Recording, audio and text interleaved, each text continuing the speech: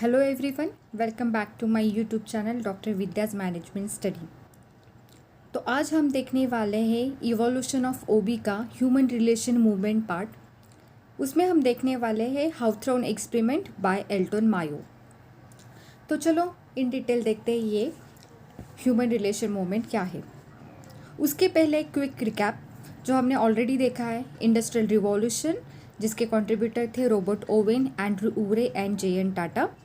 Scientific management भी हमने cover किया है, टेलर एंड फेयोल प्रिंसिपल्स। इन दोनों के लिंक्स मैंने डिस्क्रिप्शन बॉक्स में डाले हैं, प्लीज़ वो चेक करना। तो आज हम देखते हैं human relation movement by Elton Mayo. ये हमारा चौथा पार्ट है।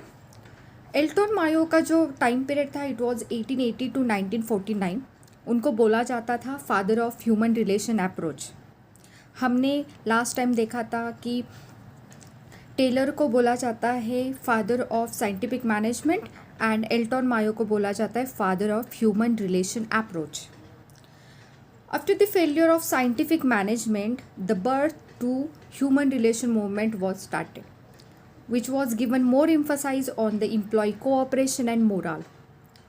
ये जो ह्यूमन रिलेशन अप्रोच का स्टडी जो किया था वो किया था हाउथॉर्न प्लांट में, that is Western Electric Hawthorne plant in between 1924 to 1932। ये हाउथॉर्न प्लांट में किया था, इसलिए इस स्टडी को हाउथॉर्न एक्सपेरिमेंट या हाउथॉर्न स्टडी भी बोला जाता है। एल्टन मायो ने actually to evaluate the attitude and the psychological reaction of a worker on the job, वो देखने के लिए स्टडी किया था। एंड उसमें उन्होंने ह्यूमन बिहेवियर के अप्रोचेस, उसके एस्पेक्ट स्टडी किए थे और फाइंड आउट किए थे कैसे क्या वेज होंगे to increase the productivity. Hawthorne experiment में बेसिकली 4 एक्सपेरिमेंट हुए थे, इस अभी आप स्क्रीन पे देख रहे हो। The first experiment was illumination experiment, उसको लाइट एक्सपेरिमेंट भी बोला जाता है। Second one relay assembly test room experiment. Third one is mass interviewing program and the last one is bank wiring observation room experiment. तो चलो हम in detail देखते हैं first experiment. The first experiment was illumination experiment. Image से आपको पता चलेगा कि इल्यूमिनेशन मतलब एक लाइट होती है, उसका इम्पैक्ट प्रोडक्टिविटी पे कैसे होता है वो जानने के लिए एक्चुअली ये एक्सपेरिमेंट किया था। The objective is to find out the effect of a different level of lights on a productivity. तो ये एक्सपेरिमेंट करने के लिए एल्टन मायो ने 2 ग्रुप्स क्रिएट किए थे। एक ग्रुप उसको बोला जाता था experimental group and other one is a control group. Experimental group मतलब जिस ग्रुप पे एक्चुअली एक्सपेरिमेंट होने वाला था, the group which was expose to varying the level of illumination और द लाइट, जिसके ऊपर लाइट के लेवल कभी बढ़ा के कभी डिक्रीज करके वो एक्सपेरिमेंट होने वाला था। एंड कंट्रोल ग्रुप जिसके ऊपर कुछ भी एक्सपेरिमेंट होने वाला नहीं था, it will be on a continuous work and illumination remain the constant. Okay, तो ये जो एक्सपेरिमेंट हुआ था in between the experimental group and the control group. अभी इस टेबल में आप देख सकते हो कि changes made in the illumination, कभी इंक्रीज इन द इल्यूमिनेशन था, second one decrease in illumination and the moon light मतलब बहुत ही कम लाइट थी। तो इफ़ वी सी हियर कि एक्सपेरिमेंटल ग्रुप में क्या डिफरेंसेस, क्या चेंजेस हुए। जब इल्यूमिनेशन या लाइट बढ़ा दी गई तो भी उनका प्रोडक्शन बढ़ते जा रहा था, जब लाइट कम कर दी फिर भी प्रोडक्शन बढ़ते जा रहा था, और जब लाइट एकदम मून लाइट मतलब एकदम डीम लाइट हम जिसको बोलते हैं उस तरीके से था तब प्रोडक्शन डिक्रीज हुआ। But the production was decrease due to the light falling much below the normal light, मतलब आप कुछ देख ही नहीं पा सकते हो। तो ये एक्सपेरिमेंटल ग्रुप में हमने देखा, आप यहाँ पे इमेज भी देख सकते हैं, लाइट का एक्सपेरिमेंट वहाँ पे चल रहा है। बट कंट्रोल ग्रुप में इल्यूमिनेशन रिमेन्स द कांस्टेंट था, इसके कारण उनकी प्रोडक्टिविटी भी कांस्टेंट थी। तो conclusion of the first study is actually Elton Mayo ये प्रूव करना चाहते थे कि अगर इल्यूमिनेशन इंक्रीज करते हैं, लाइट अगर बढ़ाते हैं तो प्रोडक्टिविटी भी बढ़ेगी।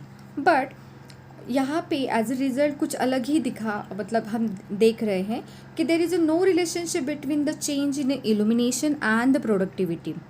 सो लाइट तो एक फैक्टर है ही, but there are some other factor which are affecting on the productivity. So ये कंक्लूजन यहाँ पे निकला, इसीलिए उनको नेक्स्ट फेज एक्सपेरिमेंट करने की ज़रूरत पड़ी। तो इल्यूमिनेशन एक्सपेरिमेंट हो गया, उनको पता चला कि लाइट से ही प्रोडक्शन नहीं था, कुछ अदर चीज़ें हैं जिसके कारण प्रोडक्शन के ऊपर इफ़ेक्ट हो रहा है। तो second test was the relay assembly test room experiment. The objective of this test is to find out the changes in various job condition on a group productivity. तो उन्होंने क्या किया, 2 गर्ल्स को वहाँ पे बुलाया, उनको एक चांस दिया, चॉइस दिया कि आप आपके ग्रुप, आपको ग्रुप बनाना है, उसके लिए जो भी लेडीज़ को वर्कर लगेंगे आप अपनी तरफ से उनको चूज़ कर सकते हो। तो उन 2 लड़कियों ने अपने अपने ग्रुप बनाए। Each group has a 6 female. Okay, वो छोटा ग्रुप उन्होंने बनाया था। तो each group was kept in a separate room. Okay, so output of that group is dependent on the speed and continuity. It was important कि आपका speed and आपकी continuity important, वो अच्छी होनी चाहिए, ताकि ऑन दैट बेसिस ग्रुप को जज किया जाएगा। तो कुछ चेंजेस करवाए थे बिटवीन दैट 2 ग्रुप वो एक्सपेरिमेंट करने के लिए। तो changes made in incentives, lunch breaks, working hours. ये जो एक्सपेरिमेंट था अराउंड 4 to 12 वीक चलने वाला था। उनको पहले ही बताया दिया गया था कि आपके ऊपर हम एक्सपेरिमेंट करने वाले हैं, सब डिटेलिंग उनको हो गई थी, उनको सुपरवाइज़र अलॉट किया गया था। तो रिले असेंबली टेस्ट के जब टेस्ट था उन रूम में, उनको जब इंसेंटिव दिया गया, ऑप्शन दिया था, तो each girls extra pay was based on the others 5 ladies और 5 गर्ल्स। ग्रुप का परफॉर्मेंस जैसे होगा ऑन दैट बेसिस उनको इंसेंटिव मिलने वाले थे। The next one is the rest period.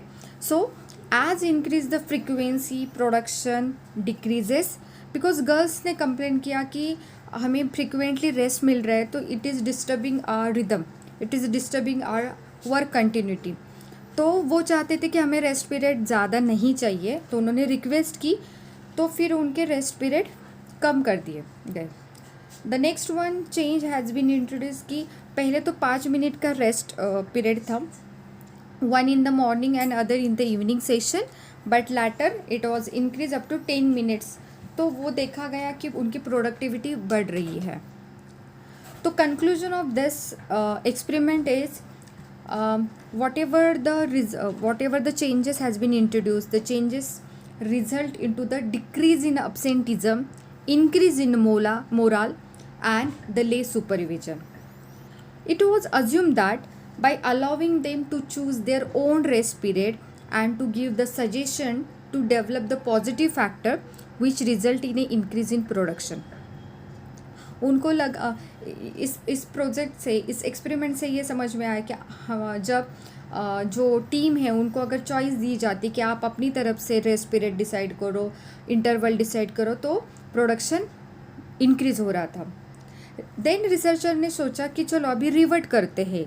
उनको पहले हमने चॉइस दिया था कि आप अपनी आपको जब लगेगा तब रेस्ट पीरियड ले लो, तब आप इंटरवल्स ले लो या फिर ब्रेक ले लो, तो प्रोडक्शन तो बढ़ा।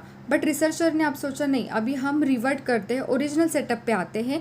अब उनको रेस्ट टाइमिंग जो भी रहेगा हम डिसाइड करेंगे, उनको बेनिफिट्स नहीं मिलेगा, वर्किंग आवर जो हम डिसाइड करेंगे वही रहेगा। तो उनको लगा शायद इनकी अभी प्रोडक्टिविटी कम होगी, but surprisingly the productivity increase instead of going down. तो ये तो रिजल्ट बिल्कुल उल्टा आ गया।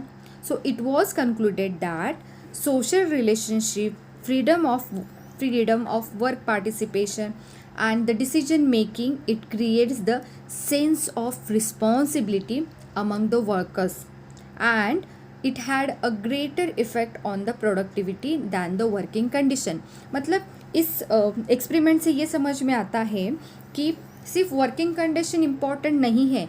अगर आपने आपके जो एम्प्लॉयज़ हैं उनमें अगर डिसीजन मेकिंग का राइट्स देते हो, एक सोशल रिलेशनशिप अच्छी हो जाती है, तो अपने आप पॉजिटिव फैक्टर इम्प्रूव होंगे और उनके अंदर sense of belongingness, sense of responsibility आएगी तो अपने आप प्रोडक्टिविटी बढ़ेगी. तो it was the second experiment. Now moving to the next third experiment, that is mass interviewing program. तो नाम में ही पता चल रहा है कि मास मतलब वॉट, बहुत बड़ा ग्रुप होगा. तो ये जो ग्रुप, बड़ा ग्रुप है, वो अराउंड 21,000 एम्प्लॉयज़ थे. The objective of this program was to explore the information that could be use to improve the supervisory training. ये जो मास इंटरव्यू प्रोग्राम था, the main thing is to know the attitude towards the company, supervision, insurance plans, promotion and wages.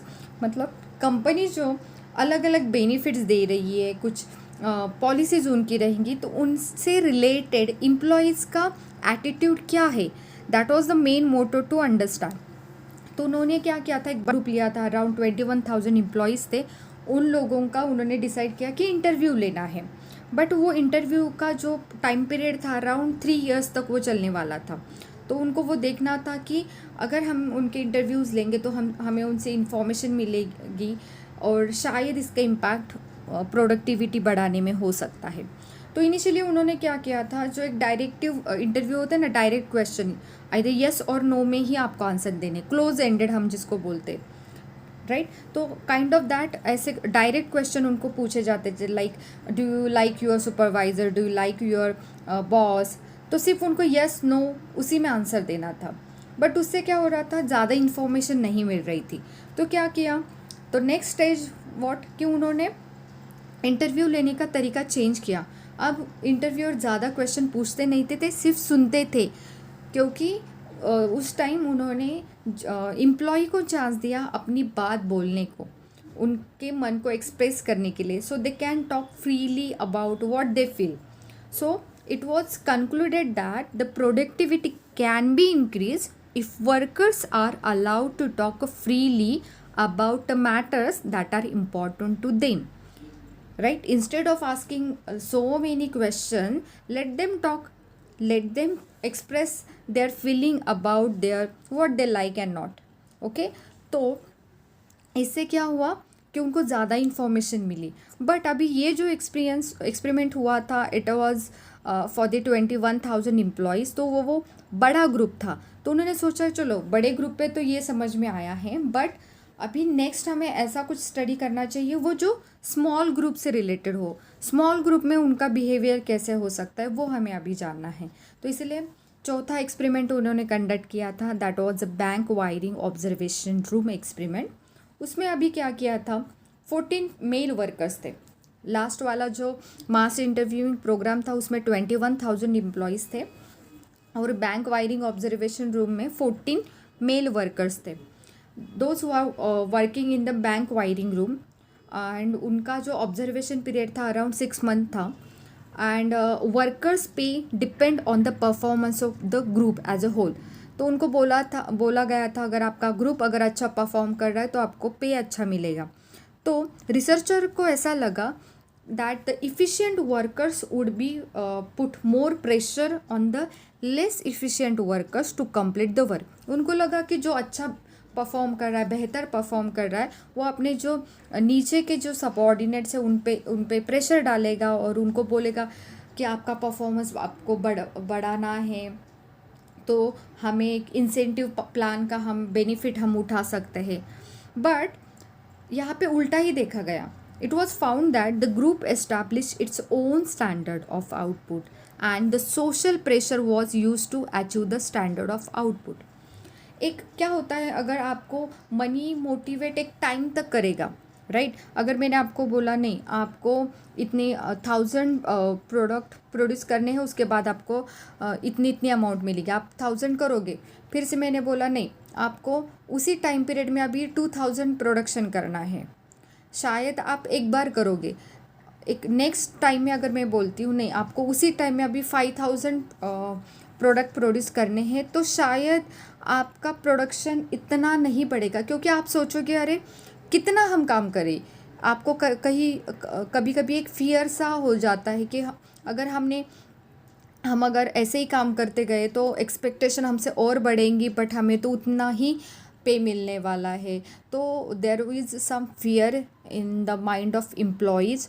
और कभी कभी लगता था नहीं, अगर हम अच्छा परफॉर्म करेंगे और हमारे जो कलीग हैं अगर वो नहीं करेंगे तो उनका जॉब शायद खतरे में हो सकता है। तो कहीं पे वो जो ह्यूमन टच, या हम बोलते हैं ना कि they are thinking about the their group, तो वो फीलिंग्स वहाँ पे दिखाई दे गई। इसके कारण उनका प्रोडक्शन कम होते गया।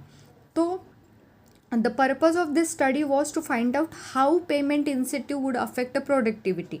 बट उनको समझ में आया कि नहीं, हमेशा आप मनी से ही लोगों को मोटिवेट नहीं कर सकते, देर आर अदर थिंग्स जो उनके लिए इम्पॉर्टेंट है।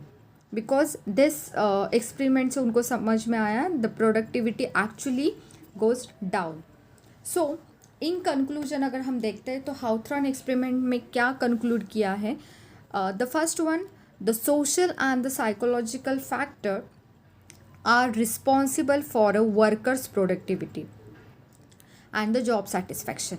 Only good physical working conditions are not enough. जो हमने पहले भी देखा कि अगर ज़्यादा लाइट देते हो, लाइट कम देते हो, या फिर अगर आप उनको अच्छे एक रूम देते हो तो प्रोडक्शन पे इतना इम्पैक्ट नहीं होता। देर आर अदर थिंग्स वो भी रिस्पॉन्सिबल करते हैं। So there is a other than this physical condition, there are other factors which is important for the increasing the production. The second one is the informal relation among the workers influence the workers behavior and the performance more than the formal relation. सो अगर organisation में हमने informal relation रखा, coordination रखा, एक transparency या एक अच्छा relation maintain अगर करते हो रादर दैन फॉर्मल रिलेशन, तो उसका ज़्यादा इम्पैक्ट परफॉर्मेंस पे हो जाता है। The third one is what, employees will perform better if they are allowed to participate in decision making.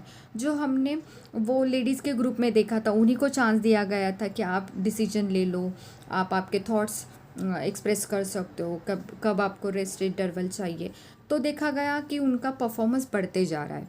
The next one is what, employee will also work more efficiently when they believe that the management is interested in their welfare. Same example जो हमने वो ladies का देखा था bank wiring वाला, तो उसमें भी जो रिले असेंबली में टेस्ट रूम में हमने देखा था कि उनको लंच ब्रेक, वर्किंग आवर्स, उनको इंसेंटिव्स दिए गए थे। तो अगर आप आपके एम्प्लॉयज़ के वेलफेयर के बारे में सोचते हो तो उनके अंदर एक sense of belongingness, sense of responsibility create होती है और उनका परफॉर्मेंस अच्छा हो जाता है।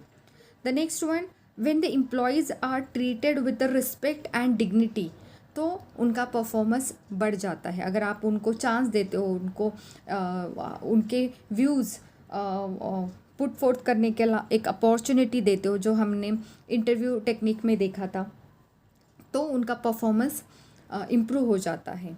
The financial incentives alone can not increase the performance, that is important part, कि हमेशा उनको पैसों से मोटिवेट नहीं कर सकते। There are other things which satisfy the employees need, तो वो भी इम्पॉर्टेंट है। Good communication between the supervisor and subordinates can improve the relation and the productivity of subordinate. ये हमने रिले असेंबली में भी देखा था और मास इंटरव्यू प्रोग्राम में भी देखा था। अगर कम्युनिकेशन अच्छा है between the supervisor and coordinate, तो प्रोडक्टिविटी अच्छी हो सकती है। The special attention and the freedom to express their views will improve the performance of the worker. अगर आप उनको चांस देते हो, जो हमने मास इंटरव्यू प्रोग्राम में देखा था, तो उनको फ्रीडम मिला, तो उन्होंने अपने व्यूज़ एक्सप्लेन करिए, पुट फोर्थ किए, तो उससे बहुत सारा एक आइडिया आया था मैनेजमेंट को, उस टीम रिसर्चर को, कि उनका एटीट्यूड टूवर्ड्स द कंपनी कैसा है, right. So these are what the conclusion.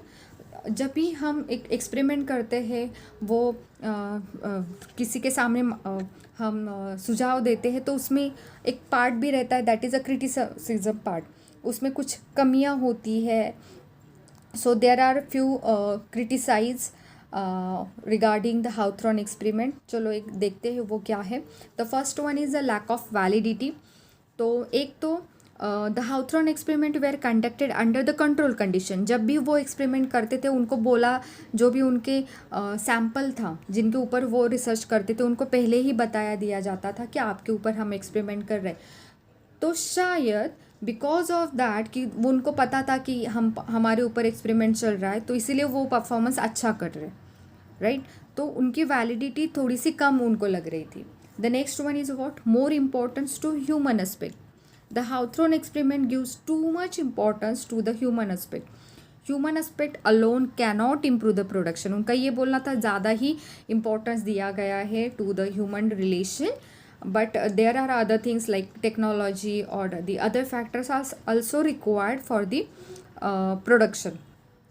More emphasis on the group decision making. The Hawthorne experiment placed too much emphasis on the group decision making. Actually in the real situation individual का decision making cannot be totally neglected. कभी कभी individual का भी decision important होता है as compare to the group decision, क्योंकि individual का decision वो क्विकली आता है और कभी कभी हमारे पास टाइम ज़्यादा नहीं होता, तो we can't wait for the group decision, right. ये ऐसा क्रिटिसिज्म है, right. Over importance to the freedom of workers. The Hawthorne experiment gives a lot of importance to the freedom of the worker. It does not give importance to the constructive role of the supervisor, and in reality the too much freedom to the workers can lower down their performance. हम बोलते हैं ना, अगर ज़्यादा ही ढील दी तो शायद उनका परफॉर्मेंस कम भी हो सकता है। So these are the criticism by the other contributor जिन्होंने हाउथ्रॉन एक्सपेरिमेंट के ऊपर अपना व्यूज़ एक्सप्रेस किया सा। तो दिस एक्सपेरिमेंट आई होप आप लोगों को अभी ओबी का इवोल्यूशन प्रॉपर तरीके से समझ में आया होगा। That we have covered industrial revolution, scientific management and the human relation movement, और इसके बाद ही ओबी कंसेप्ट आया था। So thank you so much. Please अगर आपको ये वीडियो अच्छा लगा हो तो लाइक करो, शेयर करो और सब्सक्राइब करना मत भूलना हमारा ये यूट्यूब चैनल को। Thank you so much, bye.